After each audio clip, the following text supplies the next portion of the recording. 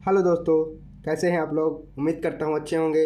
तो आज हमारे पास ये क्वेश्चन है, यदि root 1 plus X upon 169 equal to 14/13 हो तो x बराबर क्या होगा। तो हमारे पास ये ऑप्शन दिए हुए हैं, हमको इस ऑप्शन में हमको इसका वैल्यू फाइंड करना है। तो चलिए हम लोग इसको बिना देरी किए सॉल्व करते हैं। तो हमारे पास क्या दिया हुआ है, पहले जो दिया है उसको हम लोग यहाँ उतार लेते हैं। तो इसको हम लोग क्या करेंगे, ये 1 प्लस एक्स अपॉन 169 है ना, इसको हम लोग ये रूट है बराबर 14/13 है।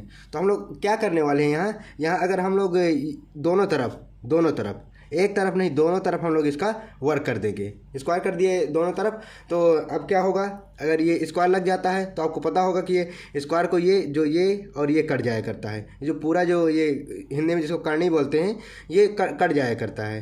तो और इसमें इसका हम लोग स्क्वायर कर देंगे। तो अब क्या करेंगे, इसका अगले स्टेप क्या होगा, 1 plus X upon 169 equal to कितना हो जाएगा। इसका अलग अलग हो जाता है। इसका मतलब क्या है, इसका मतलब जो दोनों में लगा है, तो इसका मतलब है ये 14 का अलग से और 13 का अलग से, दोनों का अलग अलग स्क्वायर होता है। तो अगर हम देखा जाए इसका तो कितना होता है, इसका अगर इसका स्क्वायर करेंगे तो ये कितना हो जाए 196 होता है, और इस 13 क्या होता है 169 होता है। इन दोनों का इतना होता है। तो हम लोग इन दोनों की जगह में इतना लिख सकते हैं 196 अपॉन 169 इतना लिख सकते हैं। अब लिख दिया। अब हमको क्या करना है, देखो इसमें ये एक है, इसको हम लोग इधर ट्रांसफ़र कर देंगे। इधर ट्रांसफ़र करेंगे तो आगे अगले वाले स्टेप में कर लेते हैं। x upon 169 equal to 196 by 169 minus, ये प्लस में है तो उधर गया तो माइनस आएगा, माइनस। अब बटे कर देंगे, इसका एलसीएम ले लेंगे। एलसीएम लेंगे तो कितना होगा, 169 का 169 हो गया। अब ये 196 और यहाँ एक है तो एक बार में कितना जाएगा, ये 169 आ जाएगा। तो अब इसको अगर हम लोग माइनस करते हैं 196 और 169 का अगर माइनस करेंगे तो कितना आ जाएगा, इससे 7 और ये 2 इतना बचेगा। इतना बचा तो हम लोग अभी यहाँ लिख देते हैं x अपॉन 169 इक्वल टू कितना बचेगा, यहाँ कितना, ये 27 बचेगा, ये 27 बचा और 169 आ गया। तो अब हम लोग क्या करते हैं, आपको ये चीज़ भी पता होगी कि अगर नीचे अगर इक्वल है दोनों तरफ तो हम लोग उसको काट देते हैं, या हम लोग इसका मल्टीप्लिकेशन भी कर सकते हैं। क्रॉस मल्टीप्लिकेशन जो होता है उसको भी कर सकते हैं। मैं आपको यहाँ बता देता हूँ, यहाँ आपको मैं बता देता हूँ। बाकी हम लोग इसे काट के हमारा जो वैल्यू आएगा वो 27 आ जाएगा, ये हमारा इसका आंसर आ जाएगा। और अगर आपको वैसा भी करना है तो बात तो वही होती है। देखिए आपको मैं बता देता हूँ कि ये जो x है हमारा, x बटे 169 इक्वल टू 27 अपॉन 169, इसको हम लोग क्रॉस मल्टीप्लिकेशन करेंगे तो इसका इससे गुणा होगा, इससे इसका गुणा होगा। तो यहाँ 169 इंटू एक्स बराबर 27 इंटू 169। अब क्या करेंगे, फिर से इसको हमको इधर ट्रांसफ़र करना पड़ेगा। तो क्या करना पड़ेगा, x बराबर 27 इंटू 169 अपॉन 169, फिर से वो एक कट ही जाएगा और x का वैल्यू 27 आ गया।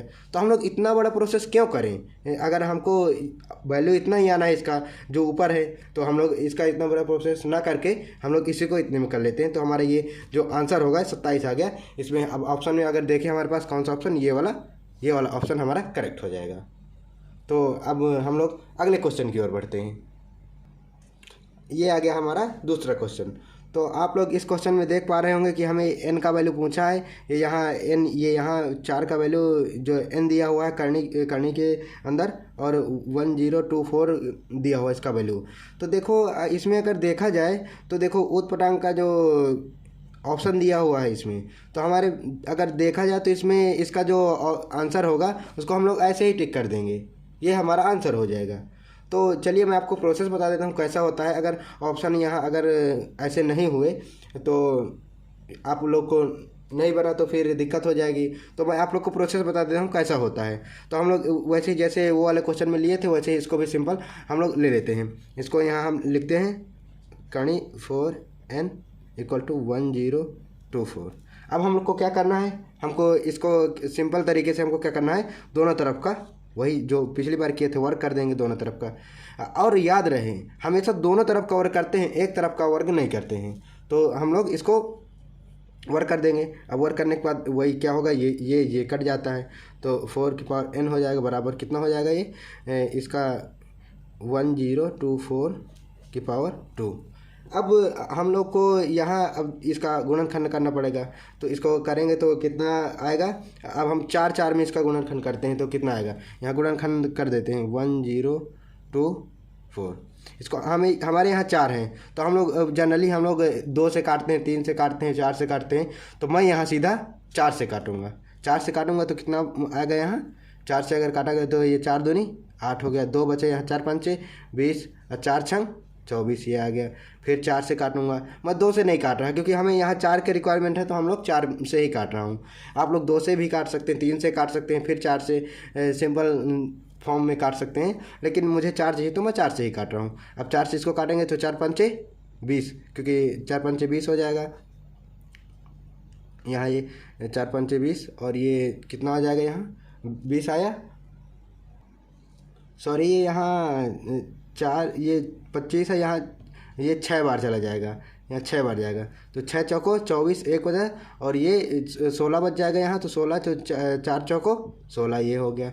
अब 4 से फिर काटेंगे तो 4 ये 4 1 कम 4 और 4 छंग 24 ये आ गया। फिर 4 से काटेंगे तो 4 चौक 16, फिर 4 से काटेंगे 1, तो हमारे पास कितने 4 आ गए, 1 2 2 3 4 5। तो हमारे पास अगर 4 का हम लोग 5 बार गुणा करेंगे तो इतना आता है, तो हम लोग इसको क्या 4 के घाते 5 लिख सकते हैं, बिल्कुल लिख सकते हैं, इसका बराबर यही होगा। तो हम लोग इसके जगह में 4 के घाते 5 लिख सकते हैं, बिल्कुल लिख सकते हैं। तो 4 के घाते n बराबर कितना, 4 के घाते 5 और ये जो पहले से लगा है ये 2 लगा ही लगा है। तो अब ये जो होता है ना, ये यहाँ घात जो होती है इसका हम लोग अगर ये कोष्टक में होता है तो इसका हम लोग गुणा कर दिया करते हैं, तो हम लोग इसका गुणा कर देंगे। 4 के घाते ये जो ये होगा तो n बराबर कितना हो जाएगा, 4 के घाते कितना हो जाएगा, 5 दूनी 10 हो जाएगा।